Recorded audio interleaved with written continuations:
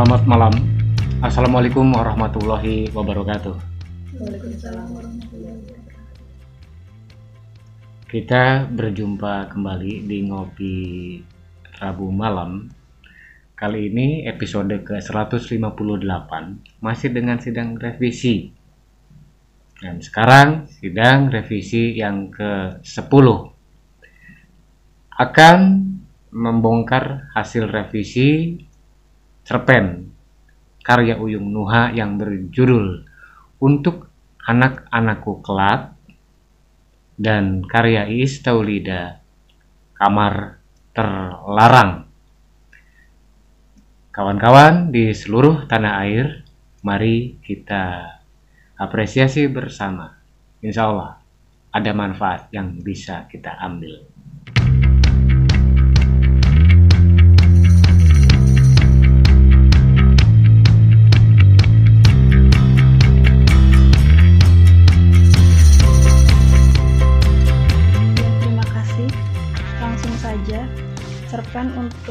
Cerpen Kamar Terlarang ini pada mulanya itu bercerita tentang kamar yang dijadikan sebagai pesugihan, yang dalam revisi kali ini diubah menjadi pemujaan karena di awal itu dinilai kurang tepat. Kemudian ada beberapa perubahan, seperti di awal-awal itu lebih mendeskripsikan bangunan rumah yang huruf L itu diubah menjadi lebih ke situasi di rumah itu, seperti memunculkan suasana wingit, angker, sepi, seperti itu. Kemudian di bintang kedua itu ditambahkan dialog Ibu Anita yang sebelumnya tidak ada. Di sini ada beberapa poin, seperti untuk menunjukkan syarat yang dijadikan sebagai tumbal itu adalah gadis-gadis yang masih muda. Kemudian rencana penumbalan yang dilakukan oleh Ibu Anita, ada ritual juga di sana, dan yang terakhir itu ada dialog Ibu Anita dengan makhluk pemujaannya.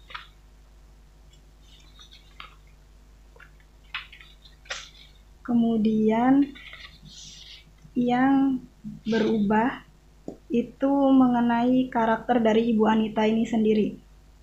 Sebelumnya itu diceritakan bahwa Ibu Anita adalah orang yang tertutup, yang jarang bergaul dengan masyarakat, tapi di sini lebih ke bahwa Ibu Anita tuh seorang yang humble, yang dermawan, dan dia orang yang pede menunjukkan dirinya di hadapan masyarakat sebagai salah satu ciri bahwa dia orang yang melakukan pemujaan itu. Kemudian sosok yang ditemui oleh tokoh yang sebelumnya itu hanya aku, tidak ada namanya, di sini diberi nama Ayu. Sosok yang ditemui dia di dalam kamar itu sebelumnya sosok seperti kelelawar yang menggantung terbalik, di sini dirubah menjadi siluman ular, disesuaikan dengan makhluk yang dijadikan sebagai pemujaan oleh Ibu Anita. Kemudian di ending itu, di awal adegan tokoh Ayu yang sudah meninggal menyaksikan ibunya yang bertengkar dengan Ibu Anita. Di sini diubah menjadi adegan ibunya Ayu bertemu dengan Ibu Anita dan ditutup dengan dialog terima kasihnya Ibu Anita kepada Nyai sebagai pemujaannya itu, ya, yang dijadikan sebagai ending. Untuk anak-anakku kelak, cerpen ini tidak kalah mendapatkan kritik pedas dari cerpen sebelumnya. Dari kesempatan sebelumnya, cerpen yang dibahas sebelumnya, yang mencari kritik pedas. Iya, pokoknya dari mencari pelempar bungkusan hitam, kemudian untuk anak-anakku kelak juga ini tidak lepas dari banyak sekali catatan dan cacatan mungkin. Itu yang semula dianggap sebagai cerpen yang selalu curhat, kemudian tokohnya fatalis, tidak memberi ini sama sekali, tidak memberi aura positif sama sekali. Kemudian saya ubah total. Belum total sih. Ini juga belum rampung sepenuhnya. Berangkat dari alur yang tetap alurnya tokohnya ini perempuan, kemudian introvert, dan selalu memikirkan hal-hal yang buruk. Hingga terbawa mimpi karena dia merasa sebagai anak yang tidak mendapat sentuhan orang tuanya, tidak diurus oleh orang tuanya, maka terus saja dia tumbuh dengan perasaan takut, kemudian keluh kesah, tidak semangat. Intinya selalu mengutuk keadaan dan diri sendiri. Kemudian sampai dia setiap malam selalu dihantui oleh pikiran buruk, dia bermimpi, dan mimpinya ya seperti itu. Mimpinya menjadi orang tua, dia sendiri menjadi orang tua yang menghadirkan ada 2 bocah, laki-laki dan perempuan. Nah, tadinya itu di cerpen yang dulu itu kan surat wasiat yang berisi pokoknya jangan seperti ibu yang menjadi perempuan lemah, yang tidak bisa apa-apa, yang Pokoknya begitulah. sulit menghadapi persoalan, tidak bisa memecahkan persoalan gitu. Ketika menghadapi persoalan lari gitu. Kemudian setelah mendapat kritik dari Pak Hakim itu harus diubah gitu. Di akhir itu kan jangan menciptakan tokoh yang putus asa gitu, yang fatalis. Itu tidak menarik. Kemudian akhirnya berangkat dari berandai-andai gitu kan. Yang pertama itu identifikasinya adalah menjelaskan karakter tokoh aku dulu yang seluruhnya merupakan problem, kemudian sudah dijelaskan dia seperti ingin hidup normal juga, tetapi ya tetap saja dia tidak berubah. Nah, si wasiat itu saya ubah, alur mungkin masih tetap sama ya, tetapi berbeda isinya gitu. Wasiat itu diubah bahwa mimpi perempuan ini dia sedang mendongeng.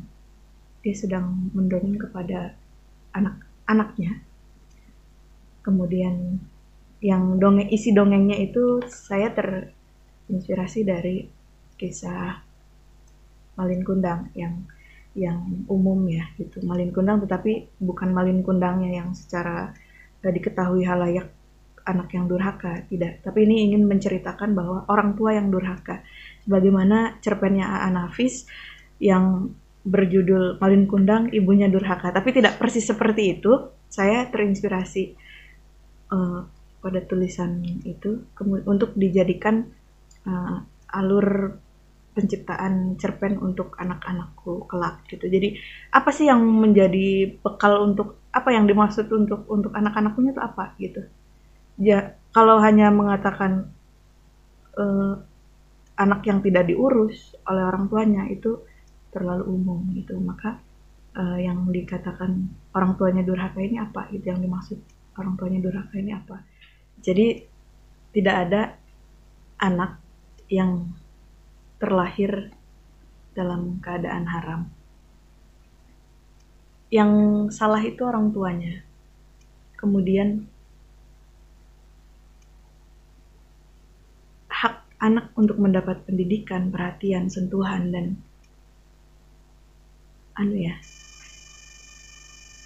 dan bimbingan orang tua itu harus dipenuhi, sehingga di sini saya juga masih berpikir endingnya seperti apa gitu, karena ini juga kan secara holistik itu hanya berlangsung di dalam mimpi gitu. Mimpi yang seperti kenyataan. Sementara itu Kamar terlarang.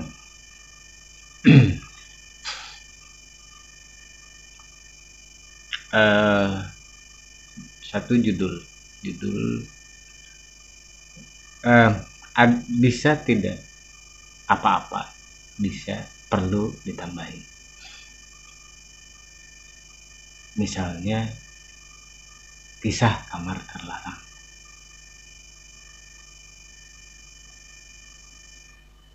Artinya di situ ada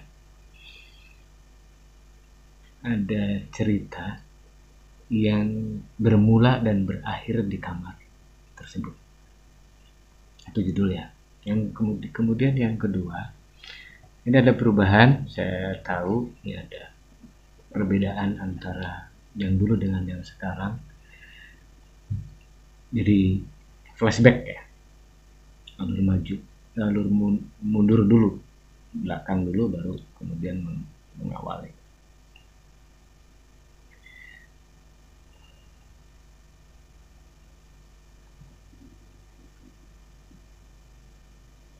Kemudian ini berkaitan dengan pilihan seseorang untuk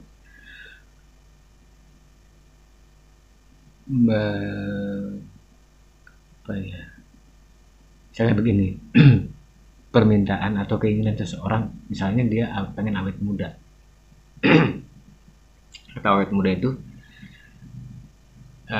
ada dengan mengorbankan anak perawan, ada yang berhubungan dengan banyak perjaka. Jadi ada dua, paling tidak ada dua pilihan.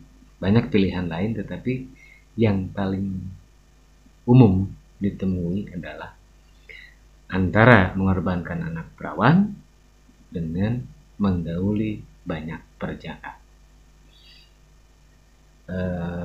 Kalau di Kalimantan misalnya memakan bayi gitu kan ada, tetapi khusus hanya salah satu saja. Tidak, ini kan ada dua ya, kecantikan awet muda dengan pesugihan, double. Maruk banget. Iya. Karena tidak lazim juga kalau cantik muda, awet muda dengan modal itu dia bisa menggait orang-orang kaya. Artinya bukan sekaligus dia menganut pesugihan, karena berbeda ijab qabulnya lah. Ijab qabulnya berbeda, tidak bisa rapel, rangkap ya, kolektif. Tidak bisa kolektif. Satu itu aja tuh. Jadi awet mudanya itu bisa dijadikan modal untuk mengeruk kekayaan dari orang lain tanpa harus dia melakukan pesugihan juga. Itu yang paling umum, yang paling mungkin bisa ditemui. Artinya tidak ada perjanjian berisi dua klausul, berisi dua kesepakatan, satu saja cukup di mana-mana seperti itu. Jadi pilih salah satu, sehingga ini akan memungkinkan peluang bercerita tentang bagaimana Ibu Anita itu sering menerima tamu laki-laki. Nah, menerima tamu laki-laki sebagai bagian dari penarik kekayaan itu. Dia menarik kekayaan dari orang-orang yang entah yang datang, entah yang dia temui misalnya. Ya nggak perlu banyak sih ya, karena hari ini sudah pakai transfer gitu kan.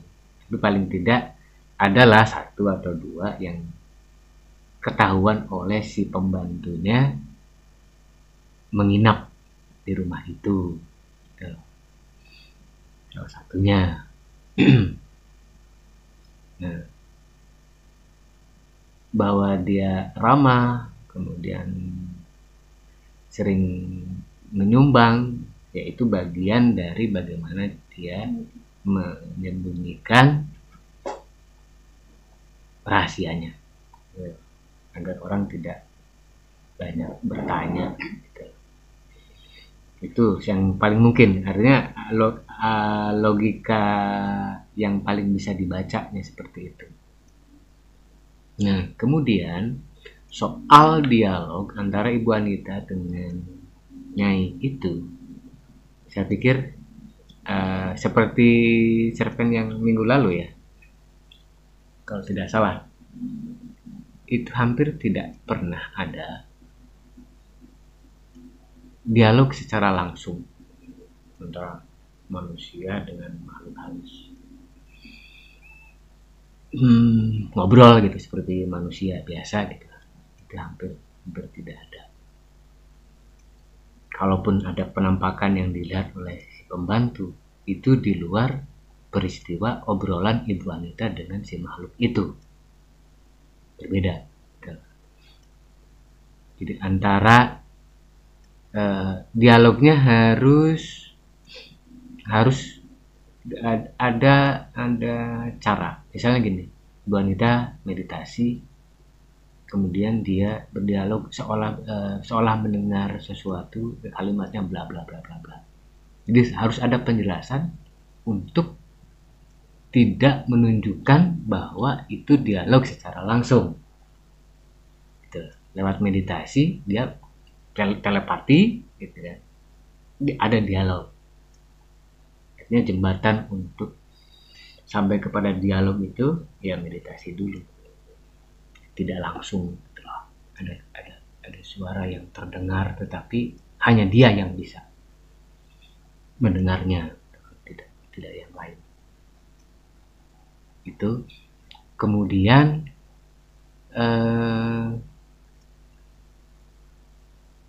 soal ini sudah saatnya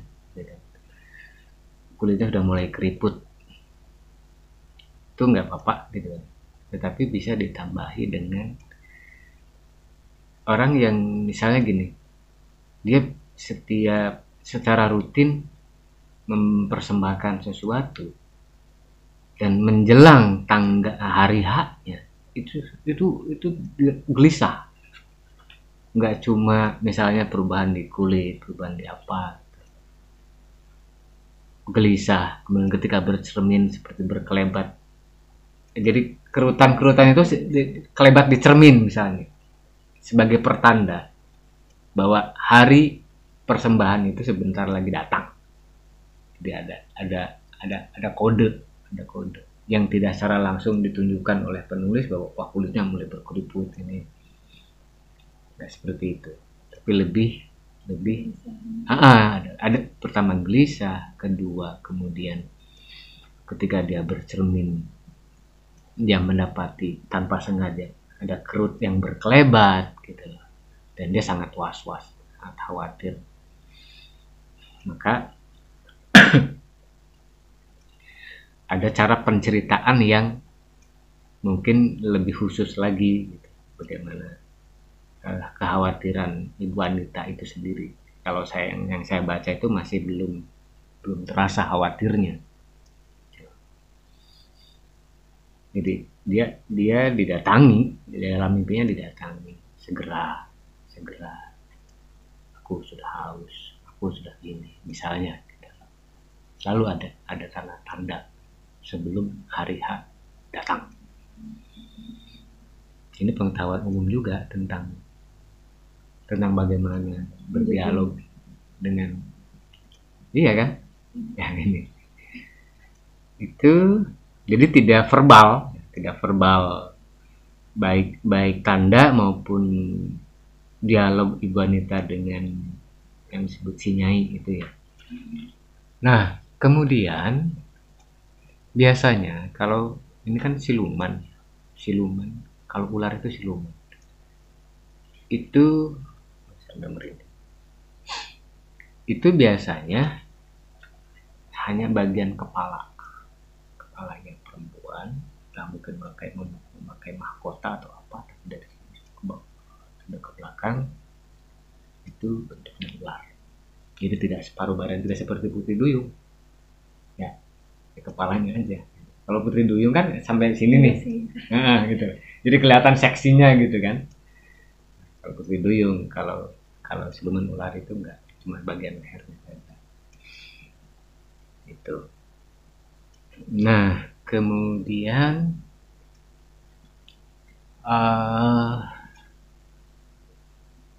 saya nggak tahu ini kalau di dalam kamar itu dia sudah menyediakan banyak lubang untuk kuburan.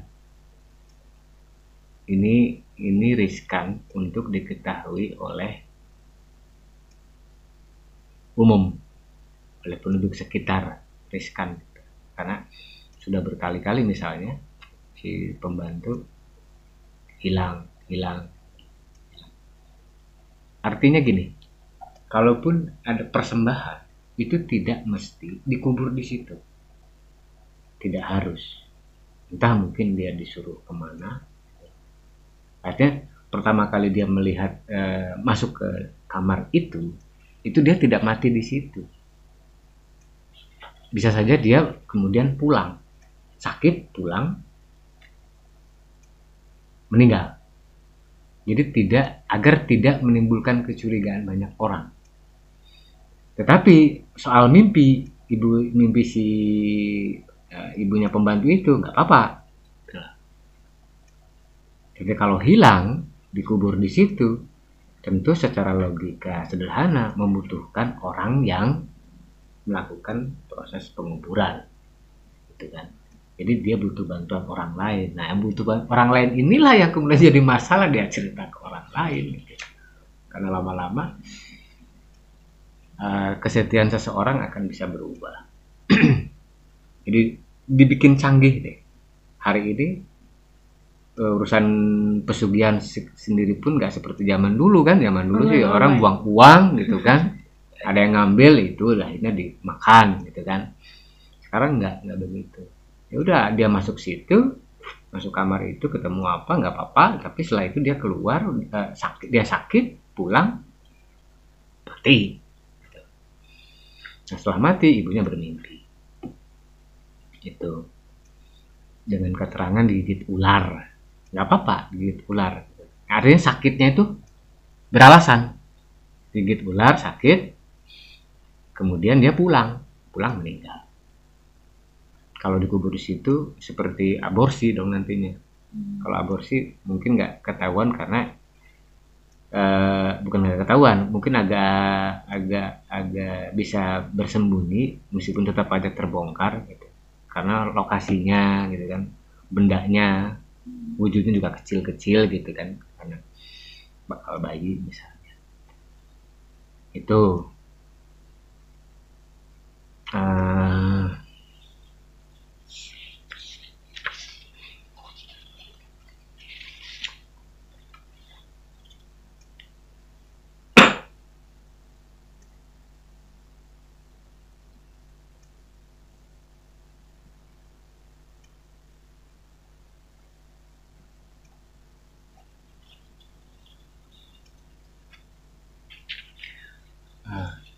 nah, terima kasih Nyai, hari ini aku cantik dan uangku semakin banyak, berarti yang bagian belakangnya harus diubah ya, uangkunya dicoret. Kemudian bukan hari ini, sampai 3 bulan atau sampai 6 bulan, sampai 1 tahun ke depan. Jadi karena ada tempo, ada masanya. Jadi perjanjian itu, penumbalan itu nggak terlalu cepat, tidak setiap 3 bulan. Ya nggak apa-apa kalau memang perjanjiannya 3 bulan, 6 bulan, 1 tahun misalnya, terserah. Tetapi untuk menunjukkan bahwa perjanjian itu berjangka, ada temponya, harus dituliskan sampai 3 bulan ke depan. Jadi kan dia sibuk terus nih nyari calon pembantu gitu kan. Setiap 3 bulan gitu. Seperti karyawan baru, karyawan magang. Ya bisa dipilih antara 3, 6 atau 1 tahun. Sehingga dia tidak terlalu repot untuk mencari ini baru. Nah, sebenarnya ada peluang menarik dari tukang sayur gitu. Tukang sayur itu karena sering ini, tapi karena rumahnya juga begitu ya, sebenarnya tidak membuat orang-orang bisa tahu di dalamnya seperti apa. Kalau tukang sayur sampai tahu ke dalam-dalamnya agak repot juga. Ini tipe Ibu Anita ini kan tipe orang yang sebenarnya tertutup. Dia merasakan banyak hal gitu. Dan dia melakukan pilihan pemujaan itu, misalnya dari mana asalnya, dari laut kah, dari gunung, dari apa, agar bisa menjelaskan, karena yang kayak gini-gini tuh bisa ditelusuri.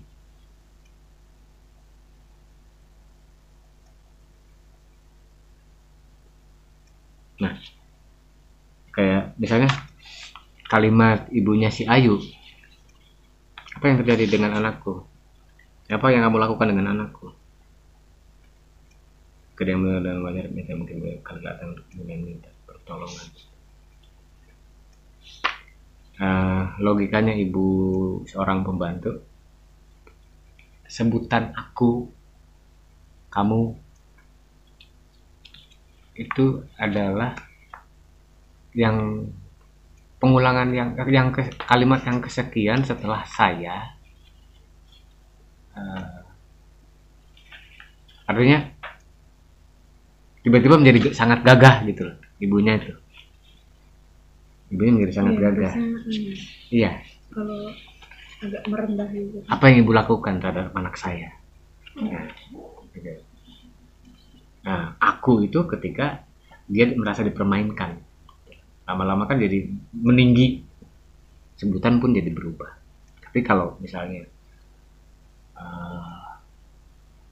tidak ada perubahan itu, ya lebih baik pakai menggunakan kata saya. Apa yang ibu lakukan terhadap anak saya?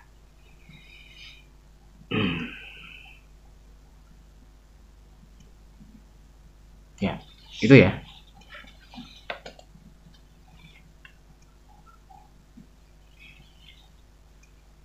Nah, ini kayak lilinnya segitiga ya. Iya, kalau trigona dengan Iluminasi dong. Iya, iluminasi. Lilin. Nah, yang kayak gitu kan biasanya lilinnya tuh sudah ada ini apa ya? Ada dudukannya tuh. Dudukan lilin yang dudukannya apa? Terbuat dari tembaga, kuningan, terbuat dari emas misalnya. Ada keterangannya yang menunjukkan bahwa ya ada kemewahan di situ. Misalnya saja. Ya. Saya pikir itu ya.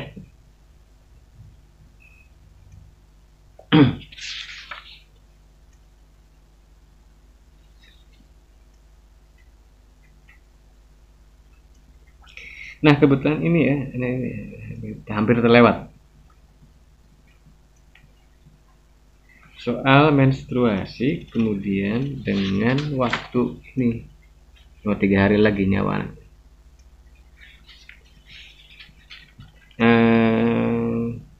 Tepatnya 25 hari yang lalu. Bisa disebutkan tanggal aja. Artinya bermain dengan tanggal. Karena kalau 3 harinya lagi ambil nyawa anak itu, dia kan berarti udah punya kepastian. Berarti ada spare dari hari pertama sampai ini, dia tidak di hari pertamanya gitu, karena belum tentu langsung ini kan. Sampai terakhir kemudian ditanyain lagi, kamu udah berapa hari? 2 hari. Haidmu kapan? Tanggal sekian. Berarti ada spare 2 atau 3 hari baru kemudian ditumbalkan. Baik, kita bergeser kepada untuk anak-anakku kelak. Karena belum selesai revisinya, saya nggak bisa komentar banyak juga gitu.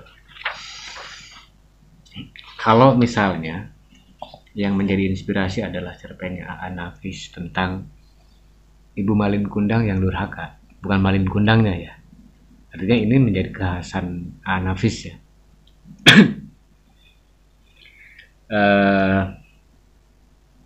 Satir, feminisme, ada agak sarkas juga gitu. Kayak gaya A.A. Nafis itu. Kritiknya terhadap pemahaman keagamaan, terhadap mitos dan sejenisnya, itu memang dia sengaja menciptakan antitesis. Kenapa misalnya ada cerpen yang berisikan bahwa Ibu Malin Kundang lah yang durhaka, karena dia bikin cerita kenapa ibunya yang jadi batu ya. Tetap sih Malin Kundang yang jadi batu, Malin tapi Kundang Malin jadi Kundang batu. yang mengutuk dirinya sendiri gitu, Ya, bukan ibu. Anafis bercerita bahwa dia akan memberi sejumlah uang kepada laki-laki barunya ketika Malin Kundang merantau. Ya, ketika merantau itu dia berjanji, ketika Malin Kundang merantau, si ibunya itu berjanji kepada laki-laki barunya, gitu loh, kepada suami barunya.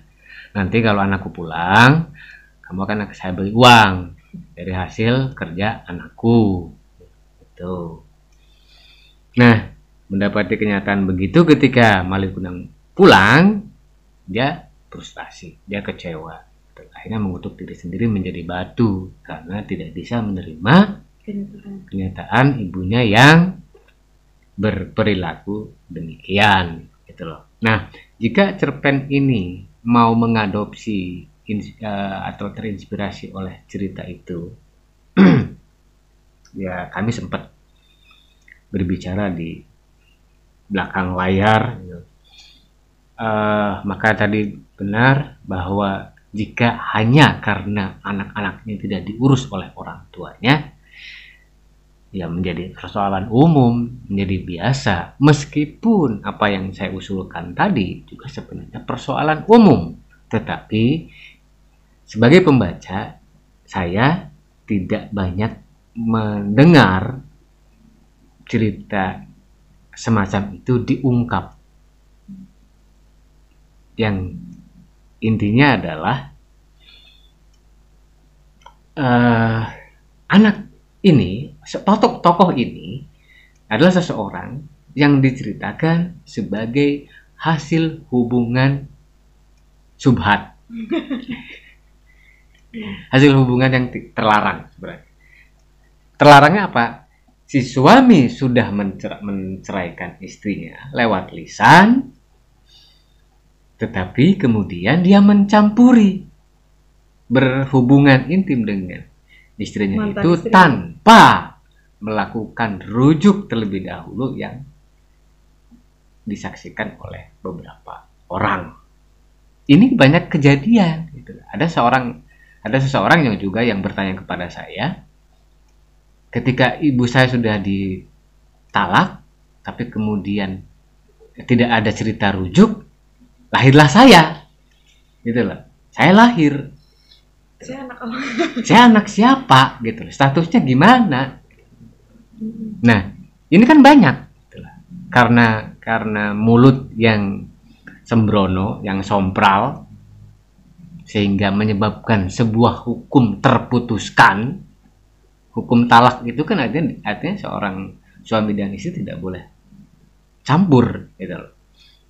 Dan jika pun mau campur, ya harus rujuk terlebih dahulu dengan disaksikan oleh pihak yang berwenang, gitu. Itu. Nah, kebanyakan karena sompralnya itu didorong oleh amarah, kemudian 3 hari, seminggu dan seterusnya Baturan mana? berubah. baik-baik lagi terjadilah. Gitu.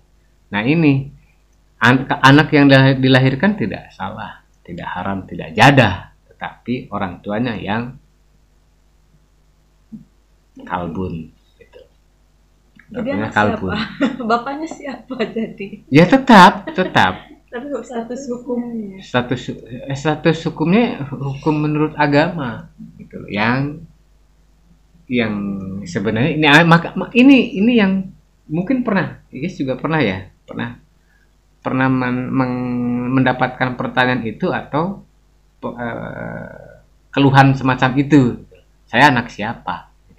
Ketika bapak saya sudah menceraikan ibu saya, belum rujuk, tetapi campur, kemudian lahirlah saya. Gimana? Ada yang bilang harusnya nikah lagi. Harusnya nikah lagi pas lahir. Iya. Nah, biar ada status anaknya. Nah, itu masalahnya, gitu loh. Nah, ini kan iya kalau mereka kemudian berpikir harus melakukan pernikahan setelah anaknya lahir. Pernikahan setelah anaknya lahir itu kan merujuk untuk rujuk, bukan mengesahkan anaknya toh. Anaknya udah kadung lahir. Itu nikah lagi dengan orang yang sama atau dengan orang yang sama, rujuk dengan orang yang sama, gitu loh. Tetapi karena sudah keburu brojol si anak ini, statusnya gimana? Secara hukum, ikut ibunya. Ya, secara hukum nggak ada persoalan, tetapi secara moral kedua orang tuanya bersalah. Ini yang jarang dianggap sebagai sebuah cerita. Maka anak introvert. Pelajarilah. Jadi ini tidak kemudian otomatis membuat anak ini introvert, enggak gitu lah. Tetapi dari hubungan semacam itu, kemudian si bapaknya berpikir ulang. Loh, saya kan belum rujuk, tapi udah campur, kemudian lahir anak ini, timbullah kesewenangan. Dia tidak mau mengurus anak ini. Bisa saja diceritakan kenapa dia tidak mengakui, karena selama mungkin 2 bulan dia pergi, dia balik lagi tapi tidak rujuk, kemudian lahir anak ini, dia curiga si istrinya ini berhubungan dengan siapa. Harus ada sebab, harus ada alasan. Jadi tidak tiba-tiba gitu kan. Kalau tiba-tiba alasan untuk tidak sayang kepada anaknya hilang, nggak ada. Maka harus diberikan sebab yang membuat suami itu curiga, ini benar anak saya atau bukan, sehingga timbullah pertengkaran. Yang namanya bertengkar pasti pengen menang semuanya, gitu kan. Pada akhirnya dia tidak peduli kepada anak ini. Jadi tidak bisa yang menelantarkan adalah keduanya. Tetap ibunya yang ngurus. Tetapi karena tidak lengkap, karena dia mendapatkan trauma di masa kecil, gitu kan. Pertengkaran orang tuanya seperti apa, kalimat-kalimat yang keluar dari bapaknya seperti apa. Nah, ini perlu. Jadi introvertnya anak ini bukan semata-mata dia mendapati kenyataan bahwa dia lahir di tengah perceraian. Sebelum rujuk dia sudah lahir. Tidak ada rujuk tapi dia lahir, gitu kan. Kemudian bapaknya menuduh ibunya berselingkuh dan seterusnya, gitu kan. Kemudian ibunya juga tidak memberikan penjelasan yang cukup.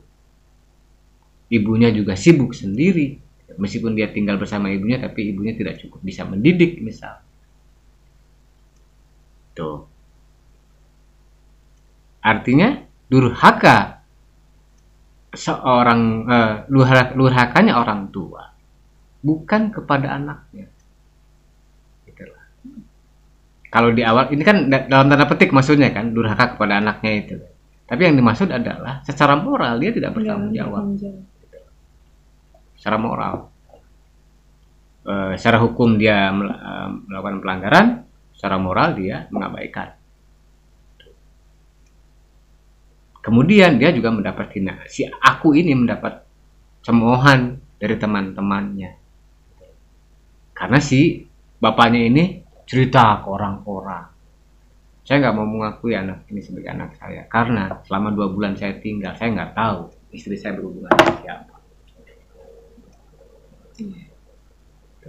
Karena memang niatan dia tidak mau menanggung jawab. Curiga terus. Dan kisah nyata ini banyak sekali. Banyak. Harus dieksplorasi.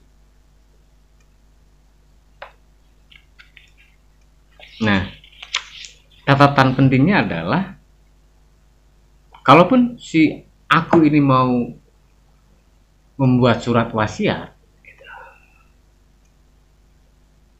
ceritakanlah apa yang dialaminya.